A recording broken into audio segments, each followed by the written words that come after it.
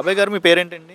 ఆనందరావు అండి. Sir present నేను deputy CM Pawan Kalyan గారు ఉన్నారు కదా, అంటే కాకినాడ సీ పోర్ట్లో అక్రమంగా తరలిస్తున్న బియ్యాన్ని పట్టుకొని సీజ్ చేశారు కదా షిప్ని. ఎలా అనిపిస్తుంది? ఒక లీడర్ పొజిషన్లో ఉండి ప్రజల్లోకి వెళ్ళి కరప్షన్ చేసే వాళ్ళని పట్టుకుంటున్నారు కదా, ఇది ఎలా అనిపిస్తుంది మీకు ప్రజలకి? ఆయన వేళ బాగా చేస్తున్నారండి. ఎందుకంటే ఇలాంటి నాయకుడు ఎవరు చేయించవరు చేయలే ఎవరు. చాలా బాగా చేస్తున్నారు ఆయన. ఆ విషయంలో మాత్రం ఒప్పుకోవచ్చు. గతంలో కానీ మీ సర్వీస్లో చూశారు కదా, ఎంతమంది గవర్నమెంట్లను చూశారు, ఎంతమంది ముఖ్యమంత్రులను చూశారు, లీడర్ని చూశారు. ఎవరైనా సరే ఇలాగ లీడర్స్ అనేది సముద్రం సరౌండింగ్స్లో కానీ అర్బన్ రూరల్ లొకేషన్స్ కానీ ఇలా వెళ్ళి పట్టుకోవడం కానీ సీజ్ చేయడం కానీ ఇలాంటి ఫెసిలిటీస్ చూసారా? ఏం లేదండి. ఈయన అన్నీ చేస్తున్నాడు బాగా. ఏదో చేయాలి ఒక తాపత్రయం ఉంది ఆయన దగ్గర.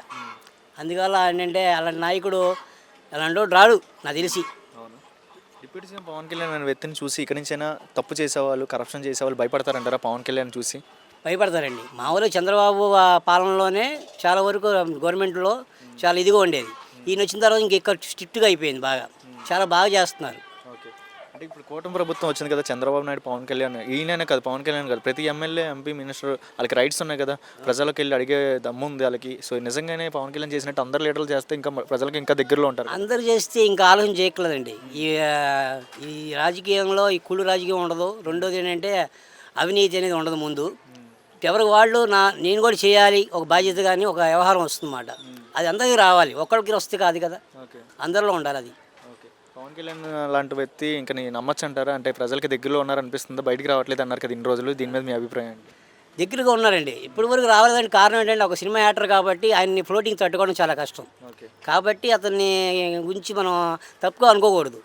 అతను రాకపోవడం కారణం రాకుండానే వెనకుండి చేస్తున్నాడు ఆయన వర్క్, చేయిస్తున్నాడు అందరితో నాయకులతో. ఇప్పుడు ఆయన వస్తున్నాడు, ఇప్పుడు ఇలా అంటున్నారని చెప్పి ఆయన కూడా బయటకు వచ్చి అన్నీ చేస్తున్నారు. సీపోర్ట్లో చేసిన పని అయితే మీకు మంచి అనిపించిందా, చెడు అనిపించింది? మాకు మంచి అనిపించిందండి. అలాంటివి చేస్తేనేనండి బయటకు వచ్చేదన్నీ. ఒక కరప్షన్ చేస్తే ఎంతో మంది కుటుంబాలు పోతున్నాయి వెనకాల, అది కరప్షన్ ఆపేస్తే అందరికి ప్రజలకు కరప్షన్ ఆపేస్తే అండి వీళ్ళు పెద్దవాళ్ళు అయిపోతారు, మనం ఎలా ఉండిపోతాం. పేదవాడు ఉండిపోతాడు, ఉన్నోడు ఇంకా ఉన్నాడు అయిపోతాడు. ఇలా పట్టుకోవడం కరెక్ట్ అంటారా? కరెక్టే, నాకు తెలిసి వరకు కరెక్టే అండి. బాబాయ్, డిప్యూటీ సీఎం పవన్ కళ్యాణ్ గారు ఉన్నారు కదా, నిన్న కాకినాడ సీపోర్ట్లో కరప్షన్ చేసే వాళ్ళని పట్టుకున్నారు, అక్రమంగా తరలిస్తున్న షిప్ని పట్టుకొని సీజ్ చేశారు. పవన్ కళ్యాణ్ గారి పనితీరు ఎలా అనిపిస్తుంది? ప్రజలకి దగ్గరలో ఉన్నారనిపిస్తుంది, ఎలా అనిపిస్తుంది? పవన్ కళ్యాణ్ నెంబర్ 1 మనిషి. ఏంటంటే అన్యాయం అంటే ఒప్పుకోడు. ఇలాంటి లీడర్ని ఎక్కడైనా చూసారా అంటే ఏం చెప్తారు? లేదు, ఇప్పుడు ఇగో ఈ ప్రభుత్వంలో ఏ అన్యాయం జరగల. మొన్న వరదలు వచ్చినప్పుడు కూడా అతనే ఆదుకున్నాడు. మన చంద్రబాబు అందరూ ఆదుకున్నారు. ఎలా అనిపిస్తుంది? పవన్ కళ్యాణ్ గారు కరప్షన్ చేసే వాళ్ళని పట్టుకుంటున్నారు కదా, తప్పు చేసే వాళ్ళని ఎదిరిస్తున్నారు కదా, తప్పు చేసే వాళ్ళని పట్టుకుంటున్నారు, ఎవరైనా సరే కరప్షన్ చేసే వాళ్ళని వదలను అంటున్నారు కదా. అది అక్రమంగా అంటే చెప్పలేమన్నది. మన అంత నాలెడ్జ్ లేదు మనకి.